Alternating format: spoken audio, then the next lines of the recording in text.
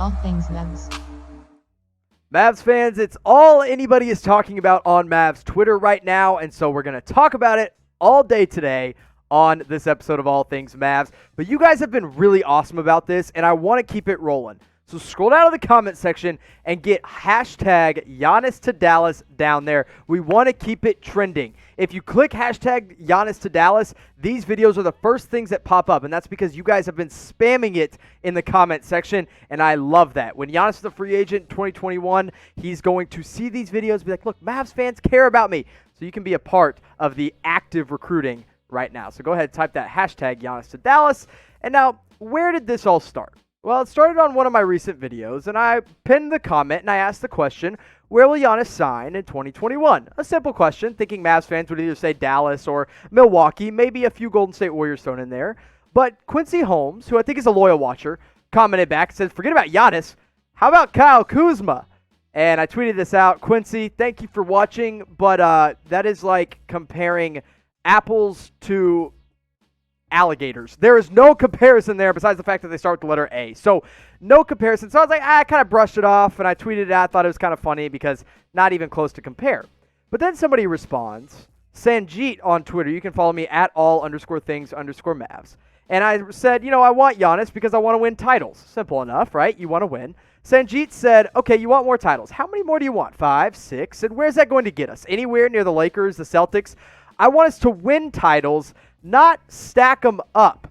There's no point. With KP and Luka, we will win. We will stack with Luka and KP and Giannis. What? Sanji's trying to make the point that, okay, you put Giannis on your team, you're going to stack up titles that are less meaningful. To quote the famous NFL coach, you play to win the game. You're going to win more games with Giannis and KP. Yeah, you're going to stack titles. That sounds great to me. This is an argument against getting Giannis? What? So I was like, okay, that's just a random guy on Twitter. Not a big deal, Jimmy. Calm down, simmer down. And then today, Tim Cato of The Athletic, who I love his writing. I do. He's a great writer and a good reporter on the Mavs. But he wrote a whole article on why he doesn't want Giannis. He said, I don't want Antetokounmpo on the Mavs because it would take away any surprise or mystery. It would be boring. What?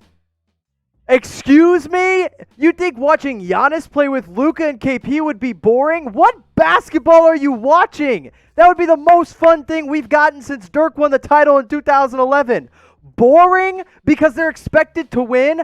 I want to be expected to win. That is ridiculous. Absolutely asinine take by Tim Cato because I hashtag want Giannis to Dallas. I do not understand where this is coming from or why Tim felt the need to say that and agree with some other people. I think there are a few people that agree with this because they want Luka to get the credit. They want to win those same titles in 2011. Let's get something very clear right now. Nothing is going to top 2011 because that was the first title. Dirk led them to the finals. If you have a chance to get the MVP, not just once, but the 2-time MVP on your team with a 25-year-old that's going to win MVP and a 21-year-old that's going to win MVP and a 25-year-old that is a pure unicorn, you get the MVP. So I can't believe I even have to ask this, but I do have to ask because apparently some people agree with Tim and Sanjeet and Quincy Holmes. Do you want Dallas to add Giannis in 2021? And I'm sure I'll see some ins for no. And if you want to get fiery, Jim, that's a way to do it. But if you want to be the smart one and say, I want the MVP on my team, type your Y for yes. And there are a lot of different reasons, and I'm going to break down all the reasons for that here in just a little bit. But before I get there, I want to tell you about our friends at Fanatics. Gotta breathe a little bit. Take my time here. Chatsports.com/Mavs Mask has all the best Dallas Mavericks face masks that you can find on the internet for up to 30% off, and they're shipping free for a limited time only. You can get 1, packs of 2, packs of 3, or packs of 4, however many you need. Go ahead and get one today. If you don't want to breathe in any crazy chemicals that might make you say you don't want Giannis, this is another good way to block that out by getting those Mavs masks. Chatsports.com/Mavs Masks. Go get one today. Now, let's talk a little bit more about Giannis Antetokounmpo because he is going to be a free agent in 2021, or at least he's eligible to be a free agent in 2021 because Milwaukee can offer him a supermax next year, which he could sign and stay for a longer period of time, but I don't see that happening. I think he'll want to test the waters in free agency. Now, the Mavs want to add a third star with Luka and Porzingis. Now, let me get this very clear. Okay, let me go ahead and get this point across because, of course, I want Giannis in Dallas. Of course, I want him, and I'll explain why more in here in a minute.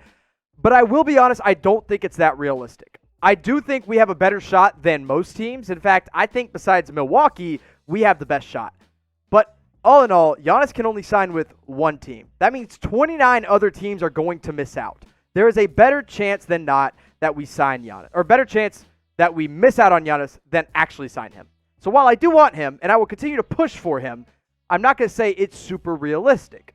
Now, if you do get him, you're getting one of the most consistent players over the last 3 years. You're getting a two-time MVP over the last 3 years. And you're getting a guy that has not averaged less than 22 points per game over the last 4 years. Now, is he a good three-point shooter? No, absolutely not. But he's one of the most dominant players around the rim that we have ever seen in today's game. That includes Shaquille O'Neal. That includes Kareem Abdul-Jabbar. That includes Nikola Jokic, Joel Embiid, all the big men in today's game. Giannis, better than most of them around the rim. And if you can get Giannis, you put him in this starting five, he answers so many questions for this team. Immediately steps in as the fifth starter. Maybe Tim Hardaway Jr. isn't there. I understand that. Maybe Dorian Finney-Smith isn't there. I understand that. Who cares? You could put producer Sam, who's also a Mavs fan, and myself by Luka, KP, and Giannis, and we'd probably still be able to win some games, okay? So it doesn't really matter if Tim and Dorian aren't there, but I'd rather have them there than not. Now, let's talk about what the Mavs actually need, right? Because this offseason, there's not going to be much of a splash. It's going to be a quiet offseason. They're going to keep it a little bit quiet. They're going to keep the money on the books for 2021, or keep money off the books, I should say, to keep 2021 open. So what do you want to add around Luka and KP? You want perimeter defense and really just all-around defense, right? You need secondary playmaking because we all know Luka can't do it all by himself. You got to have better three-point shooting. You have to add physical toughness, and you got to add rebounding to this team. So a lot of things, right?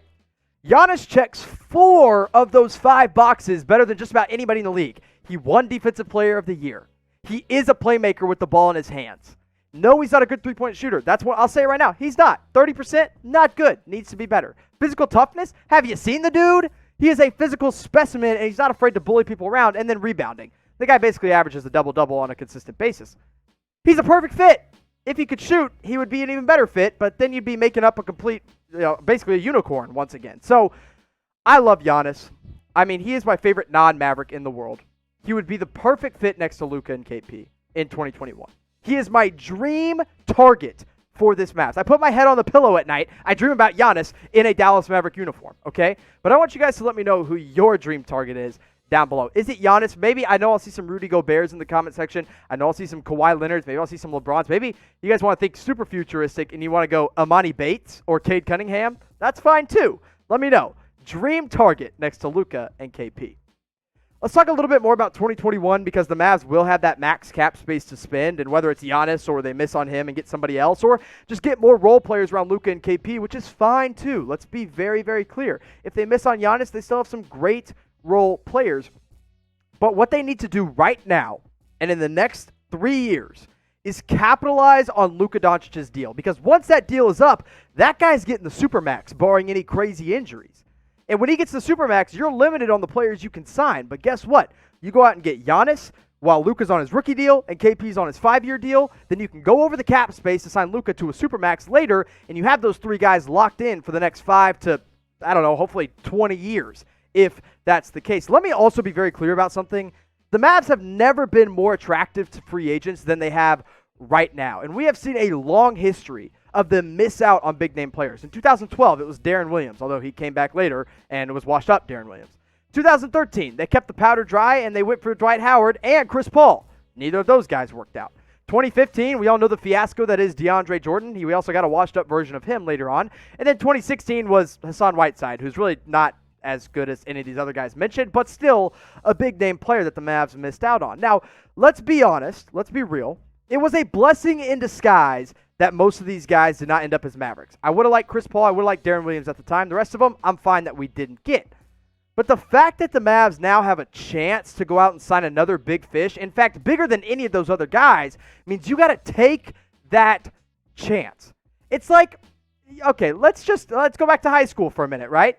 You're the kind of nerdy guy, but you find out one of the most pretty cheerleader girls is a little bit into you.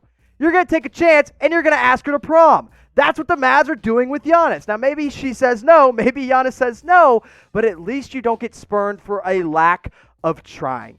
Like the musical Hamilton says, we are not going to throw away our shot. If Giannis takes a meeting with us, you scrap everything else besides Luka and KP, and you say, Giannis, you're our priority, buddy.